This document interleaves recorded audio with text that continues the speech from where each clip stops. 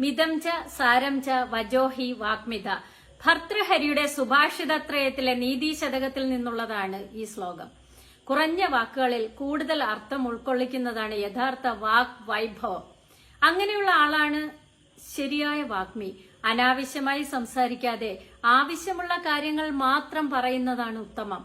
നിങ്ങൾ കൂടുതൽ സംസാരിക്കുമ്പോൾ വിഡ്ഢിത്തം പറയാനുള്ള സാധ്യത കൂടുതലാണ്. വളരെ കുറച്ച് മാത്രം സംസാരിക്കുക, അളന്നു തൂക്കി സംസാരിക്കുക, പ്രവർത്തിക്കുക, കഴിയുന്നത്ര കൂടുതൽ പ്രവർത്തിക്കുക. ഇതാണ് ജീവിതത്തിൽ വിജയിച്ചവർ നൽകുന്ന വിജയമന്ത്രം.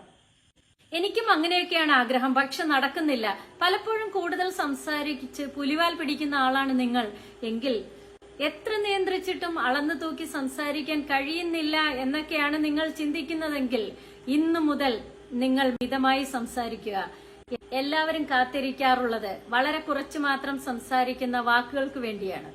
വളരെ കുറച്ചു മാത്രം സംസാരിക്കുന്ന ആൾക്കാരുടെ വാക്കുകൾക്കും അഭിപ്രായങ്ങൾക്കും എന്തോ ഒരു പവർ ഉള്ളതായി നമുക്ക് തോന്നാറുണ്ട്. മൗനം എന്നൊരു പവർ ടൂൾ. മറ്റുള്ളവരുടെ വാക്കുകളെ നമ്മൾ വിലമതിക്കുന്നു എന്ന തോന്നൽ ഉണ്ടാക്കാൻ സഹായിക്കുക. നാലാൾ കൂടുമ്പോൾ പരദൂഷണം പറയുക, മറ്റുള്ളവർ നിങ്ങളെക്കുറിച്ച് മോശമായ കാര്യം പറഞ്ഞു എന്ന് നിങ്ങളോട് ആളുകൾ പറയുക, ഇത്തരത്തിൽ പരസ്പരം തമ്മിലടിപ്പിച്ച് ചോര കുടിക്കാനുള്ള കൗശലങ്ങൾ പലരും പ്രയോഗിക്കാറുണ്ട്. ഈ സമയങ്ങളിൽ മൗനം പാലിക്കുന്നതാണ് നല്ലത്. ഇതിലൂടെ മറ്റുള്ളവരോട് ആരോഗ്യകരമായ ഒരു ബന്ധം സ്ഥാപിക്കാൻ കഴിയും.